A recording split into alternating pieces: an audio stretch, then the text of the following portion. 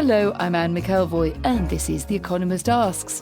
And this week, we ask pioneering behavioural economist Richard Thaler how his discipline can change the world for the better. Anybody asks me to sign a copy of Nudge, I always sign it Nudge for Good. Our own Philip Coggan talks us through behaviour and the markets. People are not particles in a physics experiment. They see what is happening and they react to what is happening and they change the fundamentals. And Professor Thaler also explains how his work is turning traditional economics on its head. It really pinpoints the weakness of economic theory, which is assuming that everyone is as smart as the smartest economist. I'm joined in the studio by Richard Thaler, a professor of behavioural economics and author of Misbehaving, the Making of Behavioural Economics. He's an architect of nudge theory that helped to define the field, and fresh off an appearance in the Oscar-nominated film The Big Short, where he dropped in to explain synthetic collateralised debt obligations alongside actress and pop star Selena Gomez. I'm also joined by Philip Coggan, our award-winning writer of books on finance and the behaviour of markets, tragically overlooked for a part in The Big Short. Philip is also Buttonwood columnist for The Economist. So, Richard, I would like to start with the big idea you're most associated with, nudge theory, and how you've taken that on. But when did it first crystallise for you and how? The origin of the idea of nudge actually came through an interrogation at the University of Chicago, otherwise known as a workshop, where I was talking about an idea of mine called Save More Tomorrow. The idea is that people saving in a pension plan, you invite them to sign up to increase their saving rate every year, say when they get a raise. And we've shown this is extraordinarily successful at helping people save more. One of my colleagues said, yes, but sorry, isn't that paternalism? Which is the biggest insult one can give at the University of Chicago. And I said, well, yes, but there's no coercion here. So it's really an odd sort of paternalism. Maybe we can call it libertarian paternalism, which, of course, sent him to fits. But it sent Cass Sunstein and I off thinking about the idea, which led to an article in the Law Review called Libertarian Paternalism is Not an Oxymoron, and then eventually to a book. Libertarian paternalism, Phil Coggan, is that an oxymoron to your mind, and does it matter?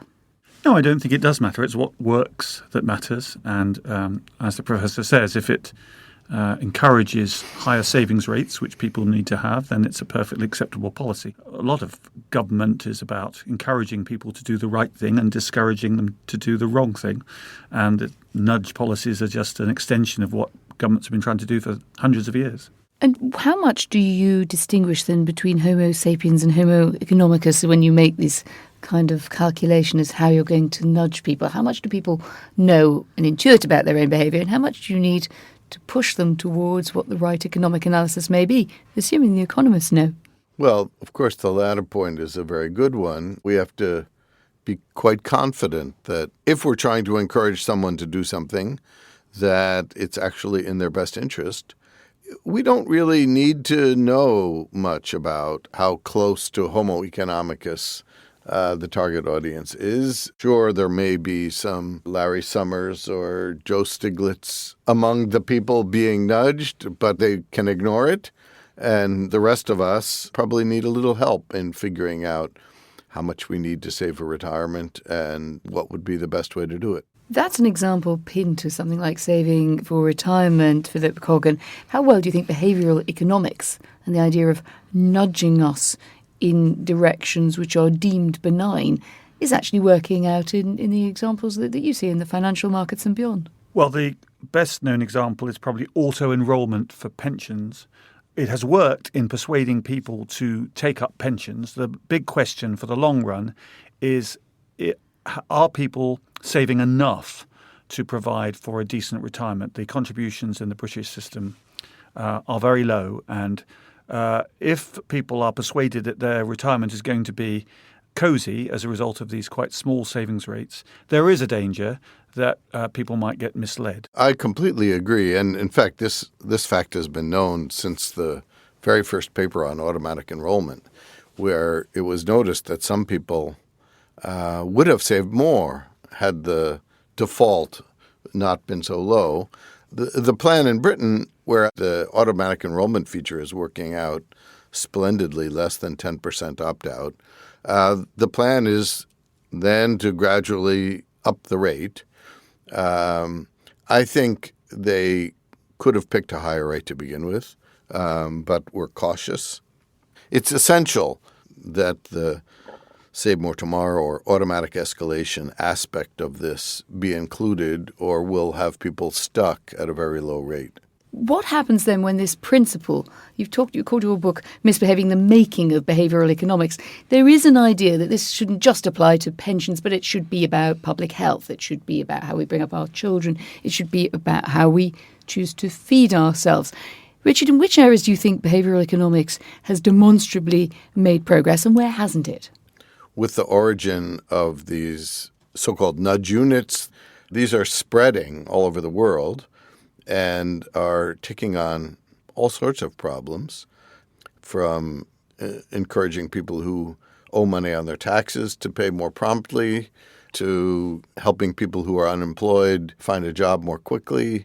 And it's important to stress that much of what nudging people is about is simply removing barriers. So automatic enrollment removes one very small step, which is filling out a form. But even a small step like that can get in the way of those of us who are lazy. So it sounds like quite a good way of getting money from people, but is it good at making them change the way that they do things or the way that they live more profoundly, Richard? The goal is not to change people. It's to make things easy.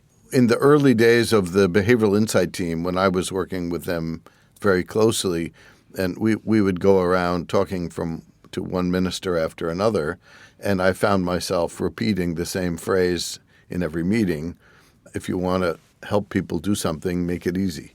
And that became the team mantra. And it's a mantra we can use in all aspects of life.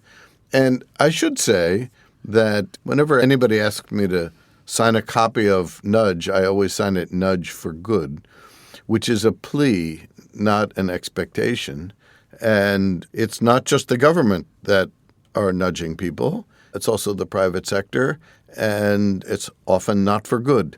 Philip Coggan, aren't you worried, as someone who looks at the vagaries of the financial markets and also how governments interact and set the boundaries for them, that maybe Nudge doesn't quite know enough? Maybe as nudgers, nudging for good, as Richard nicely puts it, we simply don't know enough about what is going to happen, or we might not take account of more perverse outcomes.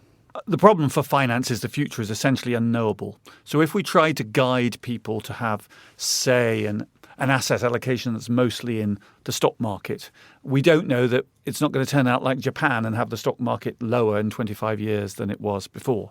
If we encourage people via tax relief to buy houses, we might be encouraging them in the top of the market and causing them to lose money. All these things have to be done in the context of the fact that the financial markets and the economy are always changing, and even very smart people don't know what the future will be. One example we could talk about is complex products such as mortgages. What can we do to help people choose the best mortgage when they're highly complicated? One policy that has been suggested, and one that I favor, is having a class of mortgages, let's call them easy mortgages, that will all have the same fine print, kind of like a standard form lease. Now, what would that do? It would mean that we would be back to a world, like a 1950s world, where all you need to do is look at one number, which is the interest rate, and you're done. Pick the lowest one because all the other things are the same. Now, notice this policy isn't saying everyone must take such a mortgage. It's that if you want your mortgage to get this easy label, then it has to have the same fine print, and it has to be comparable to everyone else's. And your reasoning behind this is to avoid that kind of confusion in the minds of people about what it was they were actually buying that leads to that terrible spiral of debt in the Big Short, the film you featured in. That's right. I mean, there were lots of mortgages with like teaser rates and that would reset to LIBOR of all things, and it would be impossible for anybody to know exactly what they were in for. So is this the ideal mortgage to your mind? Are you signing up to this, Philip Coggan, both perhaps for yourself but also as an idea? Or is this pie in the sky in an era when there is such competition in financial services in the mortgage market that people are always going to look for little ways and advantages to get more clients? I think it would help. Most people are baffled by financial details, and there's an asymmetry of knowledge between the people who sell and the people who buy. People are staggeringly poor at estimating statistics. So only a quarter of Britons realise that tossing two coins, getting two heads, has a probability of a quarter. A survey 10 years ago found that half of people in America thought that mutual funds had guaranteed returns. So given that the complexity of finance and the lack of education of people, you have to have some kind of rules to try and address the asymmetry between the sellers and the buyers. We won't eliminate financial crises as a result, but we might reduce their effects. It's interesting that the title of your latest book is Misbehaving, Richard Thaler. The making of behavioural economics sounds fairly sensible. But misbehaving, it also starts out with a quite engaging story of your own alleged misbehaviour when you're sitting with a colleague, and he extrapolates from the fact that you're quite lazy. He claims that you seem to churn out quite a lot of books, that this is rather a good thing, and he thinks that you have in some way used your laziness, or let's say your unwillingness to work a long day, to good effect. What did you learn about yourself from that? This fellow you're referring to is my friend Danny Kahneman, the Nobel Prize-winning psychologist. He still claims that this was meant as a compliment. I'm not so sure. I think he was just saying that I was rather selective in the kinds of things that I was willing to work on. You point out, Philip Coggan, that there's a passage in the book that appealed to you where the psychologists in a room in which this behavioural approach to economics is being discussed remain stunned in disbelief, wondering how their economic department's colleagues could have such wacky views of human behaviour. That made me wonder, Richard, whether the psychologists were right and that you might be taking too narrow a view of what's motivating people. Well, I think the psychologists were right because they were agreeing with me. And economics was behavioral until rather recently. Keynes was a thoroughly behavioral economist, and one can give him credit for inventing the field of behavioral finance. Chapter 12 of the General Theory might be the single best thing ever written on the subject. What do you like about that? Just tell me in a nutshell.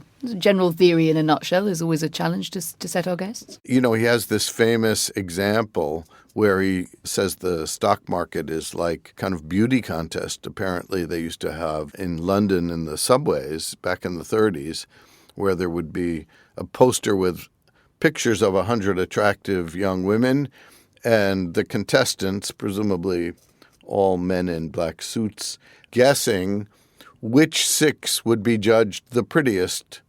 And as he says, the object is not to say which 6 you think are the prettiest, or even which 6 others will think are the prettiest, but which other 6 others will think others will think others will think.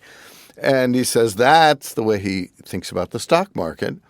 And I think that metaphor is exactly apt. Philip Coggan. What the markets are is behavioural. So people are not particles in a physics experiment. They see what is happening and they react to what is happening and they change the fundamentals. So another example of I'd like to use sometimes when I talk to people is a game where you ask people to estimate a number between 1 and 100 and they have to get 2/3 of the average guess. And you might say, well, the average will be 50, so therefore your average guess is 33. But if you think it through, everybody will say 33 and go to 22. If everybody was the professor or Daniel Kahneman, you'd come up with an answer of 0 because you get to the reductio ad absurdum through this. But everybody doesn't think like that. So the answer isn't 0. It's often 20 or somewhere between 20 and 30. So life isn't fair. You try and treat the markets and the economies as everybody was logical, but everybody isn't logical. I once played that game in the FT for 2 business class tickets to the U.S. The winning guess was 13, not 0. And if someone's only trained in economics, they will say, oh, I know The Nash equilibrium is 0. Everyone will surely guess 0, so I'll guess 0. I can tell you 0 has never won in that game.